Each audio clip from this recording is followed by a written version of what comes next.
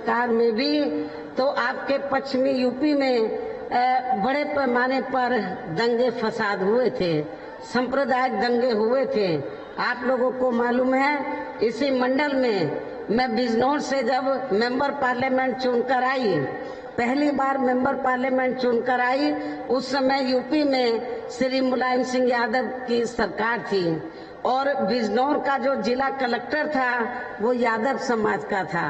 तो यहाँ पूरे पश्चिमी में दंगे फसाद हुए और बड़े पैमाने पर।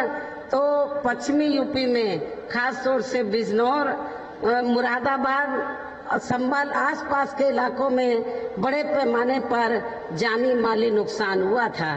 सहारनपुर में भी, देवबंद में भी पूरा पश्चिमी यूपी जल गया था। तो ये सब आप लोगों को नहीं भुलाना चाहिए। समाजवादी पार्टी की सरकार में चाहे मुलायम सिंह की सरकार रही हो, चाहे उसके बेटे की सरकार रही हो, तो इनकी सरकार में जब दंगे होते हैं तो सबसे ज्यादा नुकसान हमारे मुस्लिम भाइयों को पहुंचता है, सबसे ज्यादा नुकसान मुस्लिम समाज को पहुंचता है। फिर कोई उनको देखने के लिए नहीं आता है।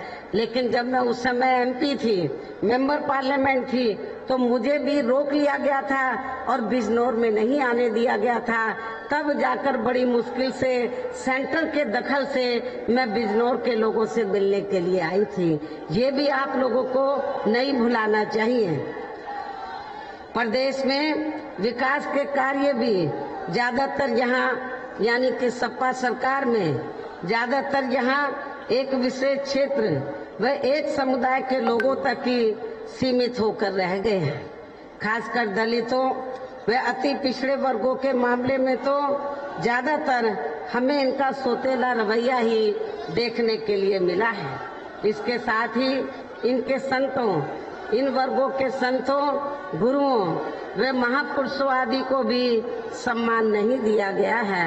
अर्थात इनका हमेशा अनादर ही इस सपा सरकार में किया गया है, जिसके अनेकों उदाहरण हैं। उनमें से कुछ का उल्लेख करना यहाँ मैं जरूरी समझती हूँ। ऐसे लोगों को बताना जरूरी समझती हूँ जो दलित वर्ग के हैं और अति पिछड़े वर्ग के हैं, लेकिन वो गुणगान कुछ स्वार्थी किस्म के लोग अपने व्यक्तिगत स्वार्थ में वो सपा के गुणगान गाते हैं। तो लेकिन सपा सरकार में हमेशा दलितों, पिछड़ों की उपेक्षा हुई है। इनके संतों, गुरुओं, महापुरुषों का अनादर हुआ है। इसे भी आप लोगों को भूलना नहीं चाहिए। और इस संबंध में मैं आप लोगों को बताना चाहती हूँ कि श्री अखिलेश यादव की सपा सरकार ने प्रदेश में SC/ST का सरकारी ठेकों में आरक्षण खत्म कर दिया था, जिसकी व्यवस्था पहली बार BSP की सरकार में ही की गई थी। संसद में सपा ने SC/ST का पदोन्नति में आरक्षण का बिल फाड़ दिया था और उसे पास नहीं होने दिया था। SC/ST के छात्रों का विदेश जाकर पढ़ाई करने की योजना को सपा सरकार ने बंद कर दिया। पंचशील नगर का नाम बदलकर हापुड़ कर दिया। संत रविदास का नाम भी बदलकर इन्होंने भदोई कर दिया। भीमनगर का नाम बदलकर संभल कर दिया। छत्रपति शाहू जी महाराज मेडिकल कॉलेज का नाम बदलकर किंग जॉर्ज मेडिकल कॉलेज कर दिया। मान्यवर श्री कांशीराम जी कृषि विश्वविद्यालय बांदा का नाम बदल दिया। मान्य कोर्ट के निर्णय की आड़ में अनुसूचित जाति व जनजाति के कर्मचारियों का गलत तरीके से डिमोशन कर दिया। अनुसूचित जाति व जनजाति के छात्रों का शून्य शुल्क पर प्रवेश समाप्त कर दिया। अनुसूचित जाति व जनजाति के छात्रों की शुल्क प्रतिपूर्ति पर 60% की बाध्यता लगाकर उनकी छात्रवृत्ति रोकने का काम किया। मान्यवर श्री कांशीराम जी अरबी फारसी विश्वविद्यालय का भी नाम बदल दिया गया। लखनऊ के गोमती नगर में डॉक्टर भीमराव अंबेडकर पार्क जो BSP की सरकार में बनाया गया था, उसका नाम बदलकर जनेश्वर मिश्र पार्क कर दिया। सरकारी भूमि आवंटन में SC/ST को मिलने वाली प्राथमिकता को खत्म कर दिया। SC/ST की भूमि खरीदने को लेकर नया संशोधन लेकर आए, जिसमें बिना DM की अनुमति के कोई भी उनकी जमीन खरीद सकता था, जिससे इन कमजोर वर्गों की जमीन को हथियाया जा सके। इस प्रकार से सपा व श्री अखिलेश यादव का दलितों व अति पिछड़े वर्गों एवं इनके संतों, गुरुओं व महापुरुषों आदि के प्रति इनका ऐसा ये प्रेम है जिसका इन वर्गों के लोगों को इस चुनाव में समाजवादी पार्टी को सबक सिखाना बहुत जरूरी है। और इतना ही नहीं बल्कि मैं तो ये भी सोच रही थी कि सपा सरकार के हटने के बाद शायद बीजेपी की सरकार सपा के इन फैसलों को बदल देगी, लेकिन ऐसा नहीं किया गया, जिससे सपा की तरह बीजेपी सरकार की भी दलितों व अन्य पिछड़े वर्गों के प्रति जातिवादी मानसिकता साफ झलकती है। इसलिए सपा के साथ साथ इस पार्टी को भी इन्हें सबक सिखाना बहुत जरूरी है। इसी प्रकार भाजपा सरकार की भी नीतियां व कार्यशैली अधिकांश यहाँ जातिवादी, पूंजीवादी एवं RSS के संकीर्ण एजेंडे को ही लागू करने पर टिकी रही हैं, जिससे प्रभावित एवं शिकार हुए लोगों का इस सरकार में सही से विकास व उत्थान आदि नहीं हो सका है। साथ ही इनका हर स्तर पर काफी ज्यादा उत्पीड़न भी किया गया है। धर्म के नाम पर हमेशा यहाँ नफरत व धर्म के नाम पर हमेशा यह तनाव व नफरत आदि का वातावरण ही बना रहा है। प्रदेश में अपराध भी भाजपा सरकार में काफी ज्यादा बढ़े हैं।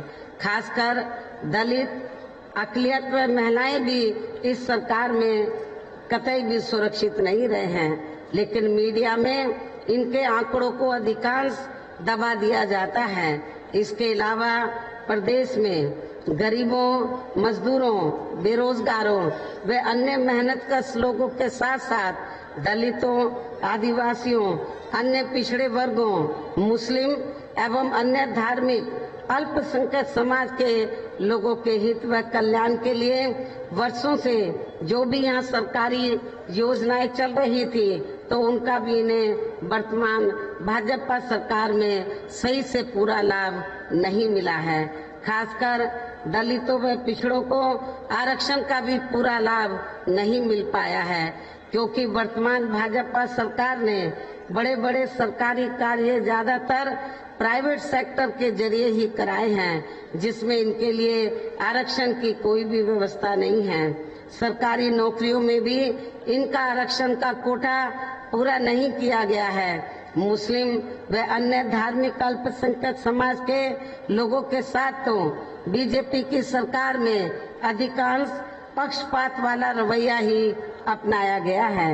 इतना ही नहीं बल्कि इस बार बीजेपी की सरकार में अपर कास्ट समाज में से विशेषकर प्रबुद्ध वर्ग भी हर मामले में अपने आप को काफी ज्यादा उपेक्षित महसूस करता रहा है। इसके अलावा इनकी गलत आर्थिक नीतियों के कारण यहाँ गरीबी, बेरोजगारी व महंगाई आदि भी काफी ज्यादा बढ़ी है। खासकर चुनाव घोषित होने से पहले तो डीजल, पेट्रोल व रसोई गैस आदि की आए दिन बड़ी कीमतों ने भी जनता की काफी ज्यादा मुश्किलें बढ़ाई हैं, और ऐसा लगता है कि चुनाव खत्म होने के बाद पुनः इनकी कीमतें बढ़ा दी जाएंगी। इसके साथ साथ उत्तर प्रदेश सहित पूरे देश के किसान भी केंद्र सरकार की गलत नीतियों के कारण काफी ज्यादा दुखी व परेशान रहे हैं और अभी भी हैं, और आए दिन मजबूरी में फिर अपने हक और हकूकों के लिए हमारे किसान भाइयों को सड़कों पर उतरना पड़ता है। प्रदेश में बेरोजगार लोगों को रोजगार नहीं मिलने के कारण ही ज्यादातर इनको इस सरकार में भी पलायन करना पड़ा है। इस प्रकार से इन सभी विरोधी पार्टियों की रही सरकारों में शुरू से ही यहाँ यूपी की जनता काफी ज्यादा दुखी व परेशान रही है। विशेषकर कोरोना महामारी के दौरान तो इन सभी की हालत और भी ज्यादा खराब हो गई है। ऐसे में इन सभी विरोधी पार्टियों की रही सरकारों से निजात पाने के लिए अभी चुनाव में यहाँ प्रदेश की जनता को अपनी एकमात्र हितैषी पार्टी बहुजन समाज पार्टी की ही सरकार बनाना बहुत जरूरी है, जिसने अपने चारों रहे शासनकाल के दौरान बिना पक्षपात व भेदभाव आदि के यहाँ कमजोर एवं उपेक्षित वर्गों के लोगों के साथ साथ सर्व समाज में से गरीबों, मजदूरों, बेरोजगारों, किसानों, व्यापारियों, कर्मचारियों, वकीलों एवं अन्य मेहनतकश लोगों के साथ ही युवाओं, छात्रों, महिलाओं व बुजुर्गों आदि के भी विकास एवं उत्थान के लिए अनेकों ऐतिहासिक व महत्वपूर्ण कार्य किए हैं और सरकार बनने पर वो सभी कार्य फिर से यहाँ शुरू किए जाएंगे। इसके अलावा बीएसपी की रही सरकार में दलित एवं अन्य पिछड़े वर्गों में जन्मे अपने महान संतों, गुरुओं व महापुरुषों आदि को भी विभिन्न रूपों में पूरा आदर सम्मान दिया गया है, जिनकी यहाँ सभी विरोधी पार्टियों की रही सरकारों में काफी ज्यादा उपेक्षा की गई है। इसके साथ साथ बीएसपी की सरकार में पूर्व की तरह ही यहाँ सभी वर्गों, धर्मों व विभिन्न क्षेत्रों में लगे लोगों के हितों में भी फिर से ऐतिहासिक कार्य किए जाएंगे। प्रदेश में विशेषकर गरीबी व बेरोजगारी आदि को दूर करने के लिए जरूरी कदम उठाए जाएंगे और ये हमारी सरकार का इस बार भी फिर से मुख्य एजेंडा होगा। और मैं मुरादाबाद मंडल के लोगों को ये विश्वास दिलाना चाहती हूँ कि बीएसपी की सरकार बनने पर यहाँ सर्व समाज में से जो बेरोजगार नवयुवक हैं उनको रोटी रोजी के साधन दिए जाएंगे। साथ ही किसी भी मामले में आपके मुरादाबाद मंडल में नहीं बल्कि पूरे उत्तर प्रदेश में किसी भी मामले में किसानों को भी निराश नहीं होने दिया जाएगा। उनकी जो फसल है, पैदावार है, उसका उचित दाम समय से उनको दिया जाएगा। खेती करने के जो साधन हैं वो भी सस्ते उपलब्ध कराए जाएंगे। इसके अलावा आपके मुरादाबाद मंडल की जो भी यहाँ स्थानीय समस्याएं होंगी तो उन्हें भी दूर करने का पूरा प्रयास किया जाएगा। हालांकि आपकी काफी समस्याएं मेरी पिछली रही सरकारों में ही दूर कर दी गई हैं, लेकिन जो भी बची हैं आपकी समस्याएं स्थानीय, उनको भी जरूर इस बार दूर किया जाएगा। इसके साथ ही केंद्र व यूपी सरकार के भी विवादित नियमों व कानूनों को यहाँ लागू नहीं होने दिया जाएगा। इतना ही नहीं बल्कि बीएसपी की रही सरकार में जिन महान संतों, गुरुओं एवं महापुरुषों आदि के आदर सम्मान में व उनके नाम पर जनहित की जो अनेकों योजनाएं शुरू की गई थी, साथ ही नए बनाए गए जिलों के नाम भी रखे गए थे, तो उन्हें अधिकांश सपा सरकार द्वारा बदल दिया गया है, जिन्हें फिर बीएसपी की सरकार बनने पर जरूर बहाल कर दिया जाएगा। इसके साथ साथ बीएसपी की रही सरकार में सर्व समाज के व विभिन्न क्षेत्रों में लगे लोगों के हितों में जो अनेकों महत्वपूर्ण व ऐतिहासिक फैसले लिए गए थे, तो उन्हें फिर से लागू किया जाएगा। इसके साथ ही बीएसपी की सरकार बनने पर यहाँ बीजेपी व सपा आदि के शासनकाल की तरह कानून व्यवस्था को किसी भी कीमत पर खराब व लचर नहीं होने दिया जाएगा तथा हर स्तर पर कानून द्वारा कानून का राज ही कायम किया जाएगा।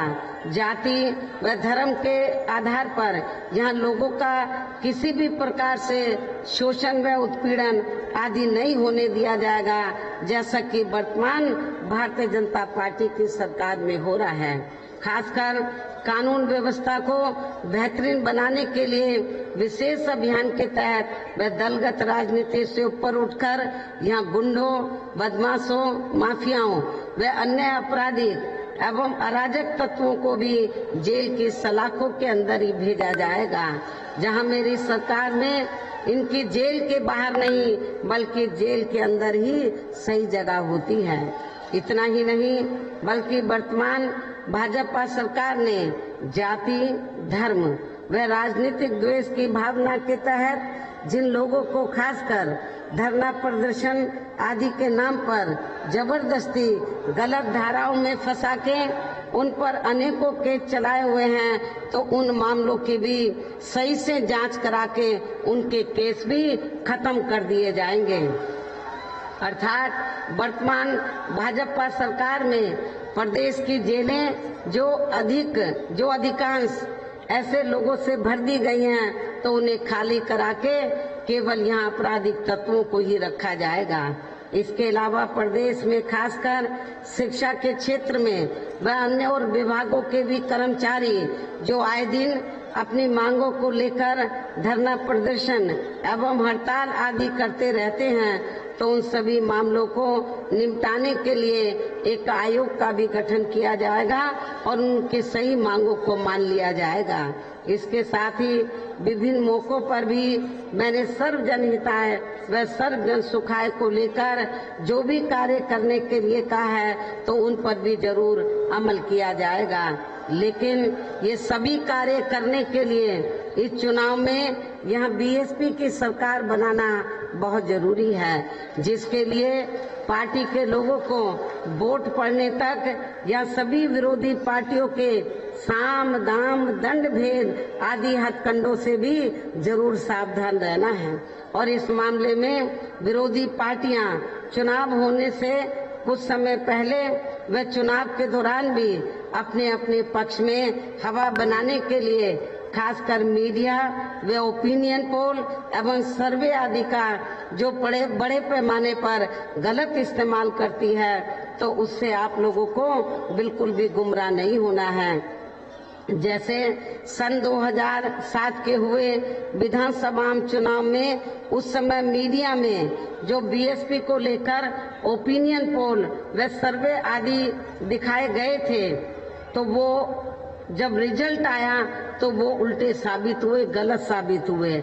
आप लोगों को मालूम है कि सन 2007 में जब विधानसभा के लिए आम चुनाव हुए, तो ओपिनियन पोल जो है वो क्या दिखाते थे कि बीएसपी तीसरे नंबर पे है, और जब रिजल्ट आया तो बीएसपी नंबर 1 पर आई और बीएसपी की एब्सोल्यूट मेजॉरिटी की सरकार बनी।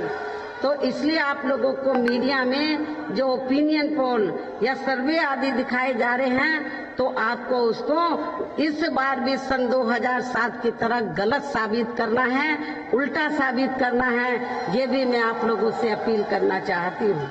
इसके अलावा वोट पड़ने से ये भी मैं आपको बताना चाहती हूँ कि वोट पड़ने से कुछ घंटे पहले पार्टी के लोगों को गुमराह करने के लिए मेरे नाम से या पार्टी के अन्य किसी भी वरिष्ठ नेता के नाम से फर्जी पर्चे भी बांटे जा सकते हैं, जिससे आप लोगों को जरूर सावधान रहना है।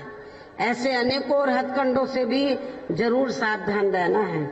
इसके साथ ही पूर्व की तरह इस चुनाव में भी विरोधी पार्टियों ने विभिन्न रूपों में जो अपने हवाई व प्रलोभन भरे चुनावी घोषणा पत्र आदि जारी किए हैं, जिन्हें सत्ता में आने के बाद ये पार्टियां अधिकांश अमल में नहीं लाती हैं, तो उनके बहकावे में भी आप लोगों को कतई नहीं आना है।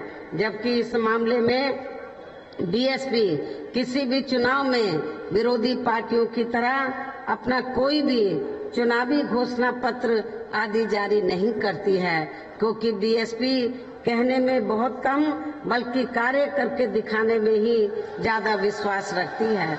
और ऐसा हमने यहाँ यूपी में अपने चारों रही सरकारों के दौरान करके भी दिखाया है। इतना ही नहीं बल्कि हमारी पार्टी की चारों रही सरकारों ने प्रदेश में बिगड़ी हुई कानून व्यवस्था को सुधारने के साथ साथ प्रदेश के विकास व आम जनहित के लिए जो असंख्य अति महत्वपूर्ण कार्य किए हैं, वो अभी तक यहाँ किसी भी विरोधी पार्टी की सरकार ने नहीं किए हैं, बल्कि ज्यादातर उन्हीं कार्यों के नाम व स्वरूप आदि बदलकर अब विरोधी पार्टियों की सरकारें उन्हीं को ही भुनाने में लगी रहती हैं। लेकिन उन कार्यों के प्रति इनकी नीयत व सोच सही नहीं होने के कारण उसमें भी ये पार्टियां ज्यादा सफल नहीं हो पाई हैं। और अब मेरा यही कहना है कि आप लोगों को इस चुनाव में अपने हित व कल्याण के लिए या फिर से यूपी में बीएसपी की सर्वजन हिताय व सर्वजन सुखाय की नीतियों पर आधारित सरकार बनाना बहुत जरूरी है। और इसके लिए पार्टी के लोगों को वोट पड़ने वाले दिन कोरोना नियमों का भी पालन करते हुए सबसे पहले सुबह उठते ही व समय से अपने अपने पोलिंग बूथों पर अपना वोट डालने के लिए जरूर जाना है। इसके साथ ही आपका वोट अन्य कोई व्यक्ति ना डाल सके, इसका भी आप लोगों को खुद ही ध्यान रखना है। इसके साथ साथ अपनी पार्टी का कोई भी वोट पड़ने से ना रह जाए तो उसका भी पार्टी की हर पोलिंग बूथ की कमेटी को विशेष ध्यान रखना है। इन्हीं जरूरी बातों के साथ ही अब मेरी बीएसपी के लोगों से यही अपील है कि हमारी पार्टी ने यह आपके मुरादाबाद मंडल में जिन भी विधानसभा की सीटों पर अपने उम्मीदवारों को चुनाव के मैदान में उतारा है, जो यहाँ आप लोगों के बीच में मौजूद भी हैं, तो उन्हें आप लोगों को वोट वाले दिन अपनी पार्टी के हाथी चुनाव चिन्ह के सामने वाले बटन को दबाकर जरूर कामयाब बनाना है, जिताना है। और फिर से आपको यहाँ सन 2007 की तरह ही बीएसपी की अपनी पूर्ण बहुमत की सरकार जरूर बनाना है। तभी फिर प्रदेश में अमन चैन कायम होने के साथ साथ यहाँ सभी धर्मों व वर्गों के लोगों का भी सही से विकास व उत्थान आदि हो सकता है। साथ ही यहाँ अन्याय, अपराध, भय व भ्रष्टाचार मुक्त एवं विकास युक्त वातावरण भी पैदा हो सकता है। और तभी फिर यहाँ परम पूज्य बाबा साहब डॉक्टर भीमराव अंबेडकर एवं मान्यवर श्री कांशीराम जी आदि का भी सपना सही साकार हो सकता है। और इतना ही नहीं, मैं खास तौर से मुरादाबाद मंडल में सर्व समाज के लोगों के साथ साथ जो वीकर सेक्शन के लोग हैं, अपर कास्ट में से गरीब लोग हैं और बड़ी तादाद में यहाँ पर मुस्लिम आबादी रहती है, खास तौर से मुस्लिम समाज के लोगों को भी अन्य वर्गों के साथ ये बताना चाहती हूँ कि भारतीय जनता पार्टी की सरकार की तरह मेरी हुकूमत में किसी भी मामले में मुस्लिम भाइयों के साथ कोई पक्षपात नहीं होगा। और आप लोगों ने मेरी 4 बार हुकूमत देखी है। मैंने अपनी 4 बार की हुकूमत के दौरान ना तो अपर कास्ट के लोगों के साथ कोई पक्षपात होने दिया, ना दलितों के साथ, ना पिछड़ों के साथ और ना ही अपर कास्ट में से खासकर मुस्लिम भाइयों के साथ। आप लोगों के जान माल और मजहब की पूरी हिफाजत की जाएगी। आप लोगों के भी बच्चों को रोटी रोजी के साधन दिए जाएंगे। इस उम्मीद के साथ ही अब मैं आप लोगों को यही कहना चाहती हूँ कि आप लोग, कड़ाके की ठंड है, यहाँ पर बरसात हुई है। कल रात को भी मुझे बताया गया मौसम बहुत खराब था, तो शमसुद्दीन राइन ये कह रहे थे कि बहन जी बहुत ठंड है, आप मत आना, मौसम बहुत खराब है। मैंने बोला नहीं, तो कितना भी मौसम खराब हो, जो तारीख दे दी है मैं आप लोगों के बीच में जरूर आऊंगी। और मैं लखनऊ से 10:30 बजे से निकली हुई हूँ बाई प्लेन। मैं पहले दिल्ली पहुंची और हेलीकॉप्टर लखनऊ से उड़ने की इजाजत नहीं दी, क्योंकि और भी हेलीकॉप्टर को उड़ने की इजाजत नहीं दी गई है, क्योंकि वहाँ खराब मौसम में ऐसी व्यवस्था नहीं है, लेकिन दिल्ली में है। तो मैं प्लेन से दिल्ली आई और दिल्ली से हेलीकॉप्टर के जरिए मैं 10:30 बजे से निकलकर आप लोगों के बीच में यहाँ आई हूँ। इसलिए मैं आप लोगों को ये बताना चाहती हूँ कि जब आप लोग, मैं इधर आ सकती हूँ ठंड में, तो क्या आप लोग मुझे सुनने के लिए नहीं आ सकते हैं? मुझे क्या लगता है, आप आप लोग जरूर मुझे सुनने के लिए, मुझे भरोसा था आप लोग आएंगे और आप लोग बड़ी तादाद में आए हैं। और आज मैं आपको एडवांस में बताना चाहती हूँ कि वोट वाले दिन हो सकता है ऐसा ही मौसम खराब हो, कहीं आप घरों में बैठे मत रह जाना।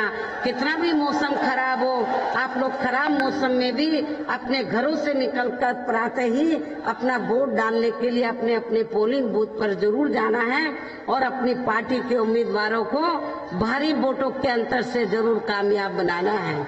इस उम्मीद के साथ ही अब मेरा यही कहना है कि अब आप लोगों को हर पोलिंग बूथ को जिताना है, बीएसपी को सत्ता में लाना है। हर पोलिंग बूथ को जिताना है, बीएसपी को सत्ता में लाना है। इस विश्वास के साथ ही अब मैं पुनः अपनी पार्टी के इन सभी प्रत्याशियों को जो यहाँ आपके सामने खड़े हैं, इन सभी प्रत्याशियों को जिताने की पुरजोर अपील करते हुए अपनी बात यही समाप्त करती हूँ। जय भीम, जय भारत। बहुजन समाज पार्टी जिंदाबाद, बहन कुमारी मायावती जिंदाबाद। तो आप अमरोहा से सुन रहे थे बीएसपी अध्यक्ष